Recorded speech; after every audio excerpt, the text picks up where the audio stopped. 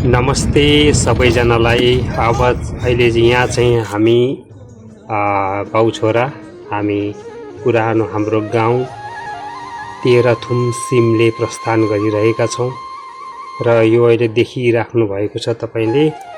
यो चाहिँ हाम्रो म्याङलुङ बजार हो। यो म्याङलुङ बजारमा म्याउको मतलब के हो यस्तै यस्तै भनेर यसरी बिरालोको मूर्ति त्यहाँ राख्नु भएको छ र यो चाहिँ अहिले देख्न सक्नुहुन्छ। यो चाहिँ हाम्रो तेह्रथुमको सिमले जहाँ चाहिँ मेरो जन्म भएको थियो त्यो ठाउँ हो। यो पर देखिएको चाहिँ यो 9 नम्बर सिमले भगटेनी भन्छ। त्यहाँदेखि यता सिमलेको के बेसी भन्छ, बेसी त्यस्तै बाँझभोटे ओख्रे अनि पुल्डुङ भनिन्छ। यहाँदेखि चाहिँ अहिले देख्न सकिन्छ 6 नम्बर 9 नम्बर र 8 नम्बर। अहिले चाहिँ फेदाप गाउँपालिका वार्ड नम्बर।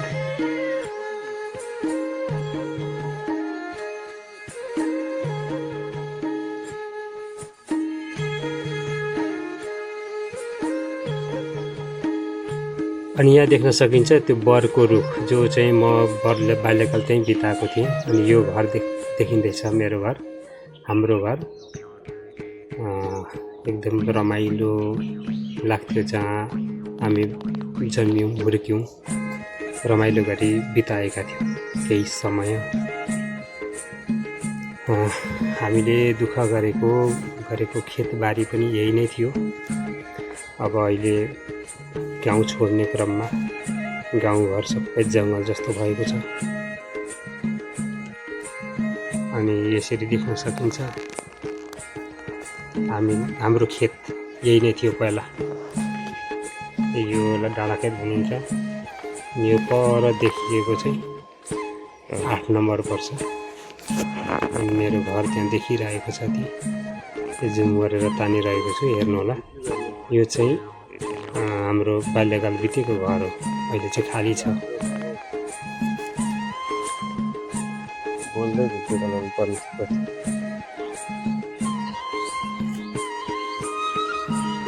यसरी नै विस्थापित हुँदै जाने हो भने पहाड खाली हुने सम्भावना, प्रबल सम्भावना देखिएको छ। र अब यहाँ चाहिँ हामी बाउ छोरा हामी त्यहाँ पूजा गर्ने भनेर हामी पूजा स्थलतिर प्रस्थान गरिरहेका छौँ। र मेरो बुवा चाहिँ अगाडि हुनुहुन्छ, जहाँ पहिला देखिएका राम्रा बाटाहरू थिए यहाँ। अहिले ती बाटाहरू पनि सबै बन्द भइसकेछन्। झारजङ्गलले अथवा बोटबिरुवाहरूले ढाकिसकेछ।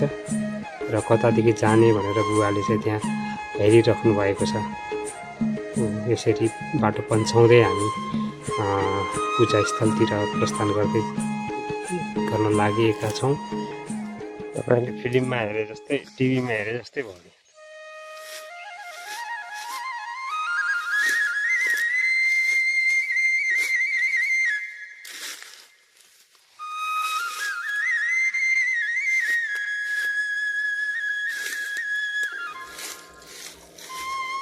यसरी बाटो पन्छाउँदै बुबा चाहिँ पुग्नुभयो त्यहाँ।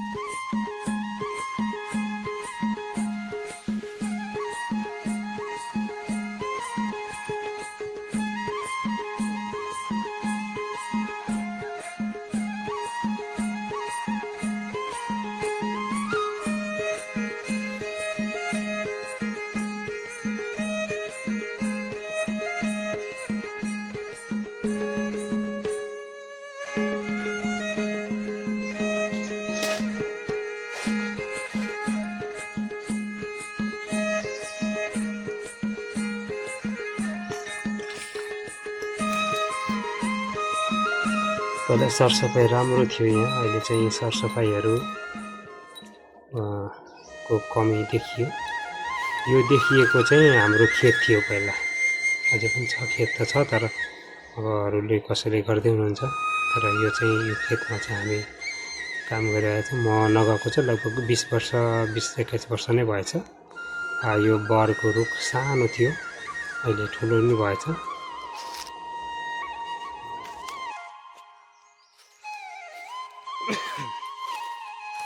यो चाहिँ हाम्रो घर पर, यो ठुलो घर, यो घर अगाडिको खेत, यो देउथाने बारी,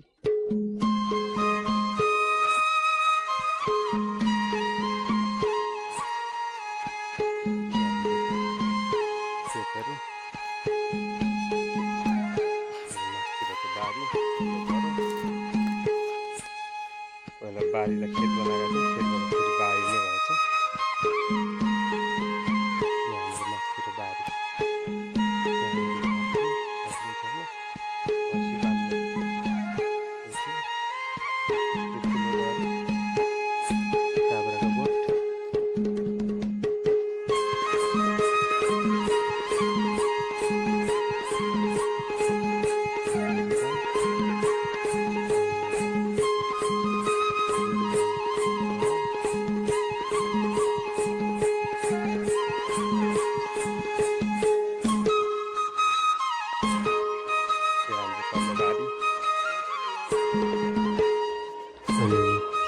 यो बोटहरू, यो ठुलो गरा थियो, यहाँ मुनि हामीले खेत बिराएका थियौँ र यहाँ प्रशस्त धानहरू उत्पादन गर्ने गरेका थियौँ। तर पानीको अलिकति अभाव थियो, पानीको अभावसँगै दुःखहरू गर्दै गएका थियौँ। र अब यहाँनिर चाहिँ हाम्रो यहाँनिर खेल्थ्यौँ हामी बच्चा जब थियौँ। र यहाँ चाहिँ अम्बकको बोट, जसलाई अम्बा भनिन्छ, बरको रुख भयो, त्यहाँ सुन्तला रोपिएको थियो, अझै पनि रहेछ। यहाँ चाहिँ भैँसी हामी को गोठ थियो, भैँसीको, अहिले चाहिँ लडिसकेछ। यो चाहिँ हाम्रो घर, यहाँ राम्रो बाटो थियो, अहिले बाटो पनि हराएछ। यहाँ कुलो पनि थियो पानी ल्याउने, अहिले कुलो पनि हराइसकेछ र यहाँ बाटो नै रहेन रहेछ, अहिले सबै भएछ। अनि यो हाम्रो गली तथा भान्सा घर थियो, यो अहिले लड्ने अवस्थामा रहेछ र घर पनि लड्ने अवस्थामा नै देखियो। आँगन पनि पुरा जङ्गल जस्तै भएछ। धेरै दुःख गरेका थियौँ, मैले भन्दा मेरो बुवाले धेरै दुःख गर्नुभएको थियो यो घरमा, र मेरो दाजुहरूले तथा मैले पनि। समयसँगै दौडिँदै जाँदा अहिले हामी गाउँमा रहेनौँ। यस्तै हो भने गाउँ यसरी नै गाउँका घरहरू हुनेछन्।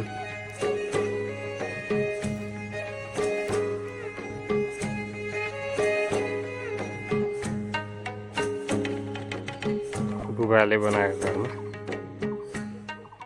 आज अवलोकन गर्दै हुनुहुन्छ।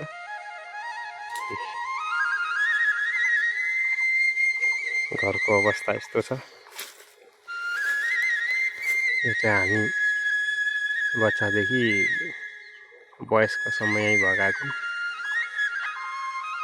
समयसँग परिवर्तन हुँदै जाँदा छोड्नु पर्यो।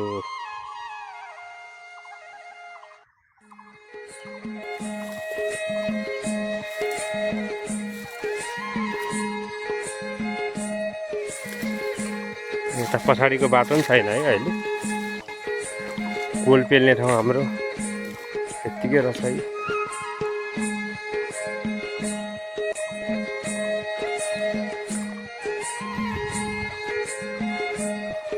लाइन त जोडिरहेको छ। मेरो मम्मीले बनाउनु भएको पेटी अहिलेसम्म छ। यो बाटो चाहिँ अलिकति फराकिलो थियो कि पहिला, अहिले त फोटो देख्छु। अनि यहाँ हाम्रो टोइलेट थियो, यहाँनिर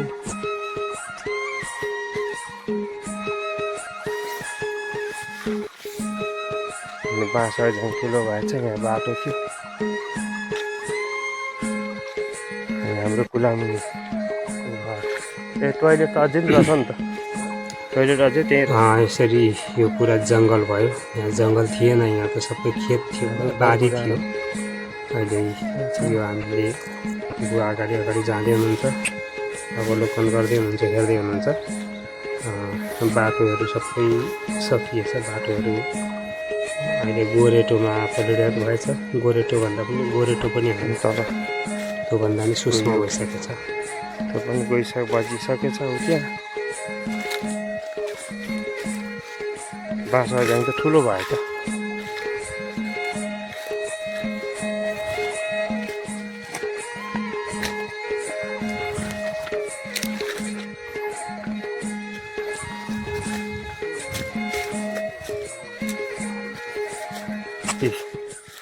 हाम्रो जग्गाहरू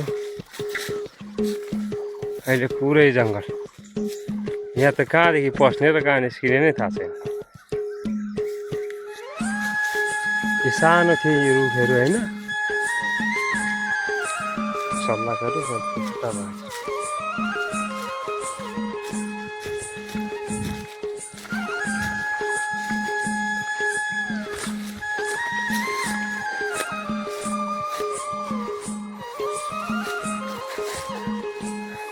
बुवालाई कस्तो लागिरहेको छ अहिले?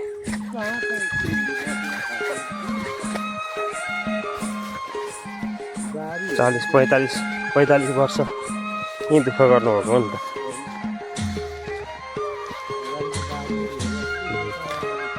बारी फाँडेर सबै गर्नुभएको थियो, गरेका थियौँ हामी। विचारको गरेर यही त होला।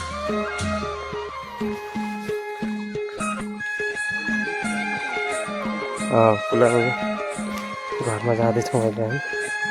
तलतिर भक्तको घर पनि रहेछ, भक्त कुर्नु भाइ।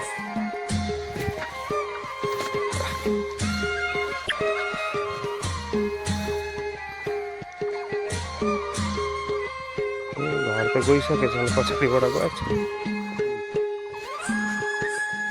कुलो पनि अहिले त चल्दैन क्या।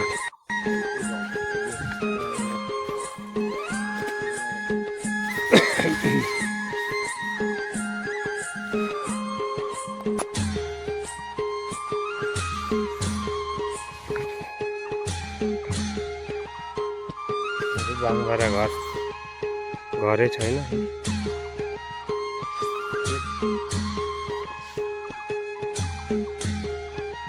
कुलामुनि भान्साघर।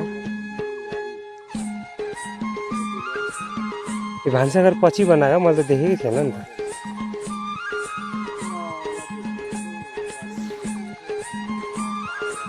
यो चाहिँ हाम्रो घरमुनि कुलामुनि भनिन्छ, कार्कीको घर, जहाँ यो चाहिँ हाम्रो डाँडा खेत, त्यही गाउँमा। र यो चाहिँ खेत, हामीले नै गर्ने गर्थ्यौँ। काकाहरू, अङ्कलहरू, हजुरबाहरू गर्नुहुन्थ्यो, यता हामी गर्थ्यौँ। त्यो खेत चाहिँ ठुलो घर गर्दै गर्नुभएको रहेछ भाइहरूले। राम्रै छ, यो यस्तै थियो जस्ताको तस्तै रहेछ। उनीहरू चाहिँ बेचेको छैन होइन।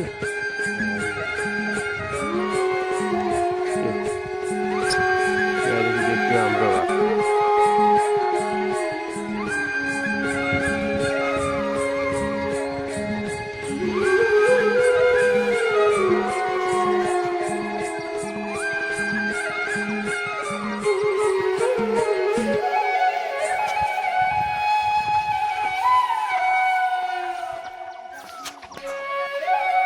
यहाँ होइन, यहाँनिर चाहिँ गर्नुपर्छ होला हौ।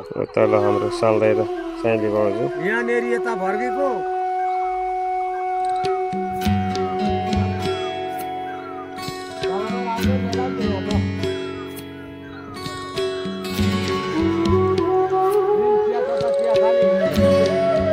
यहाँदेखि पनि हाम्रो घर चाहिँ देखिँदो रहेछ।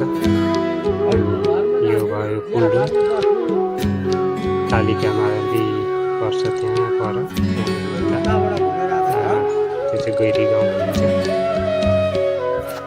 गैरी गाउँ, कुल्डु। अनि यहाँ चाहिँ हामी हुँदै हुँदै यो हाम्रो सालदाईको घरमा आइपुग्यौँ। सालदाईकी कान्छी बुहारीसँग बुवाले फोटो क्लिक गर्दै हुनुहुन्छ। उहाँ चाहिँ साह्रै लजालु हुँदो रहेछ र भाउजू त्यहाँ हुनुहुन्छ। गाउँको परिवेशमा यस्तै नै हो। दाइले त्यहाँ एउटा बिरुवा लिएर आउनुभयो, जो चाहिँ सिस्नुको बिरुवा थियो। कान्छो भतिज उसले पनि भर्खरै बिहे गरेको रहेछ। गाउँको घरमा यो मकै थाङ्रामा राख्ने गरिन्छ, पहाडमा स्टोर यसरी गरिन्छ।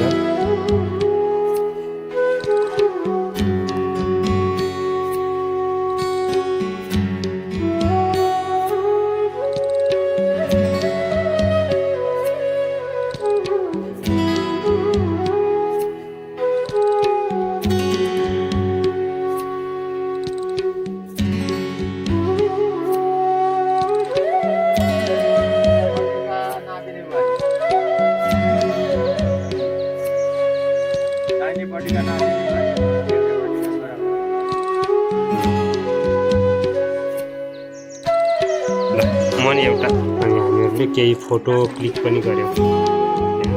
त्यसपछि हामी दोस्रो घरमा गएका थियौँ, जहाँ चाहिँ हामी पल्ला घर भन्थ्यौँ, पहिला भित्ता घर पल्ला घर भन्थ्यौँ। कान्छो दाइको घर उहाँ चाहिँ बढेमा हुनुहुन्छ, बुढी भइसक्नु भएछ।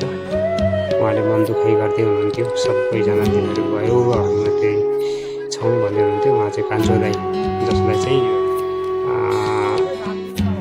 पहिला हामी राजा समाल भन्दै जिस्काउँथ्यौँ, सबैले कपाल पाल्नु भएको थियो। उहाँको माइलो छोरा हो चाहिँ देख्दैछौँ। यसको नाम चाहिँ जोगिन्द्र कि के भन्दै थिए। अनि उहाँ चाहिँ बढियामा उहाँले चाहिँ धेरै मन दुखाइ गर्दै हुनुहुन्थ्यो। सबैजना गयो, हामी एक्लै रह्यौँ, केही पऱ्यो भने पनि यस्तो यस्तो भन्दै हुनुहुन्थ्यो। छन त केही हुनुहुन्छ, केही घर हुनुहुन्छ, तर उहाँले मन दुखाइ गर्दै हुनुहुन्थ्यो। यस्तै हो समयअनुसार।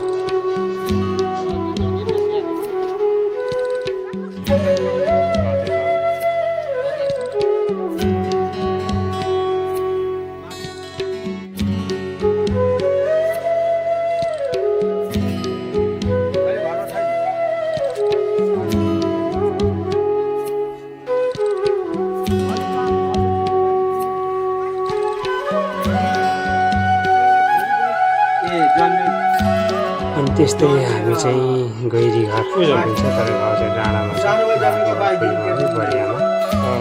उहाँले कुरा गर्दै हुनुहुन्छ। बढियामा जस्ताको जस्तै नै हुनुहुन्छ, अलिकति बुढी हुनुभयो, नभए पहिले मैले हुँदा पनि यस्तै नै हुनुहुन्थ्यो। सानो नानीहरू ठुला भएछ।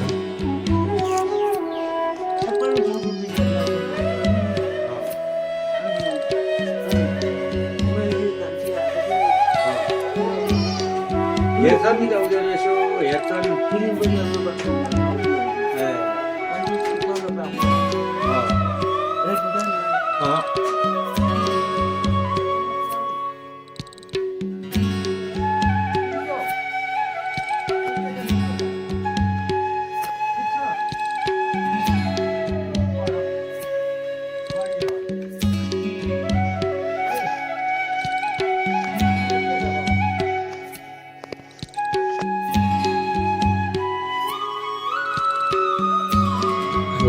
यस्तै क्रममा हामी आइपुग्यौँ ठुल्दाईको घरमा। ठुल्दाईको श्रीमती, उहाँलाई चाहिँ म सानीमा भन्ने गर्छु। उहाँ चाहिँ मेरो सानी मम्मी। अब हामी भोलिपल्टको कुरा हो यो, हामी अब फर्किने अवस्थामा छौँ। अब हामी झापा फर्किने क्रममा त्यहाँ थोरै भला कुरा पुसारी गर्दैछौँ सानी मम्मीसँग। घर एकदमै राम्रो सुन्दर बनाउनु भएको रहेछ। फलफुलहरू बिरुवाहरू रोपेर सानो नानी चाहिँ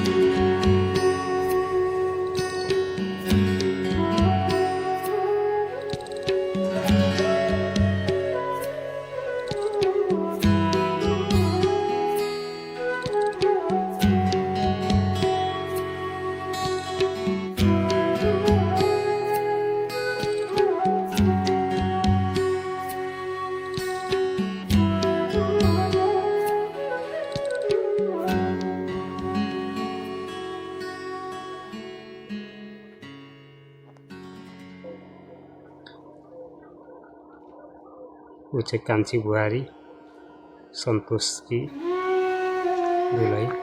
अनि हामी चाहिँ लाग्यौँ अब उकालोतिर लाग्यौँ। बुवा अघि अघि म पछि पछि।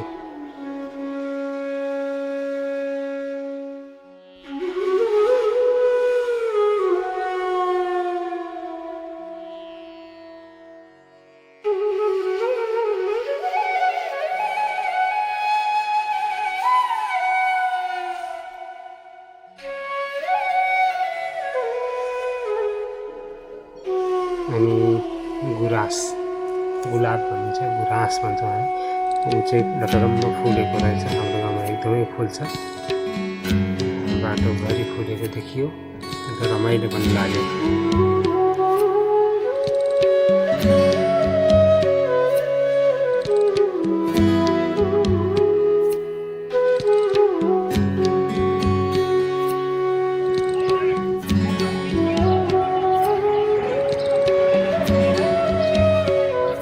हुँदै हुँदै अब चाहिँ हामी मेङ्गुने आइपुग्यौँ। मेङ्गु आइपुग्यौँ। अब त्यहाँ आज त्यहाँ बसेर भोलि चाहिँ बिहानै ढाकातिर प्रस्थान गर्दैछौँ। कस्तो रमाइलो छ है।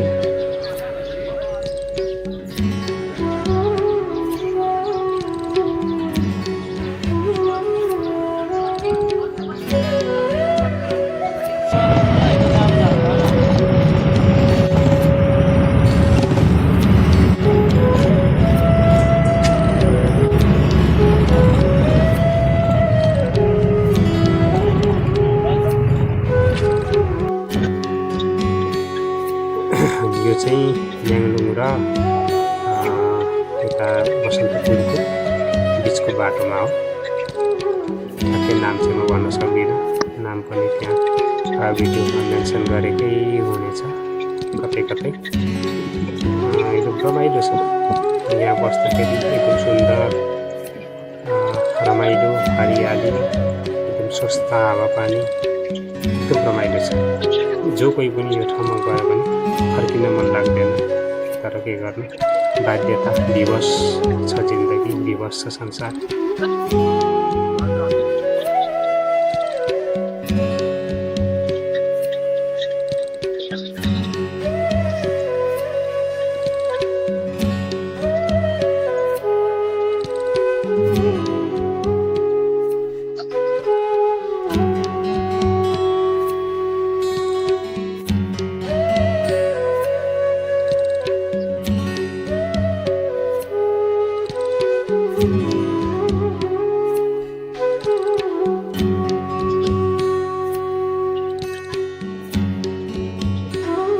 फर्किने क्रममा लिएको यो भिडियो यो बसन्तपुर वरिपरि पर्दछ।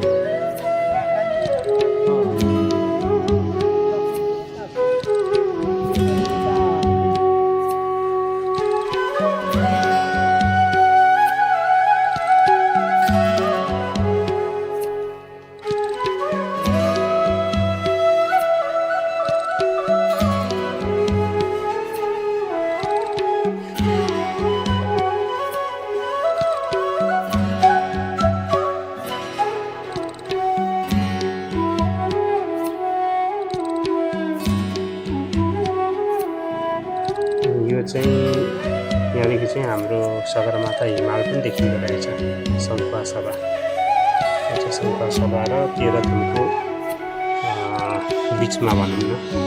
त्यो हामी आउँदै गर्दाखेरि त्यहाँ गाडी अलिकति तेल सकिएर त्यहाँ हामी एकछिन रोकिनु पर्ने भयो।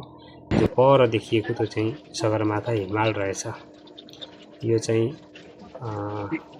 एउटा गीत पनि छ, यो गीतमा भने जस्तै गाउँ रहेछ, एकदम रमाइलो रहेछ।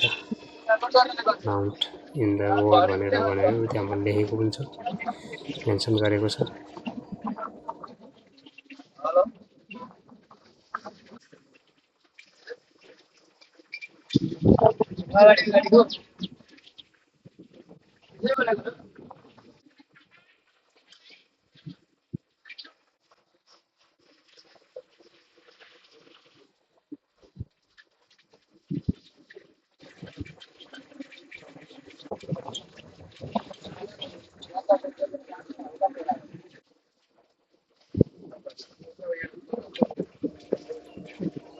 हिँड्दै हिँड्दै होइन चल्दै चल्दै आउँछौँ। अब चाहिँ यो चाहिँ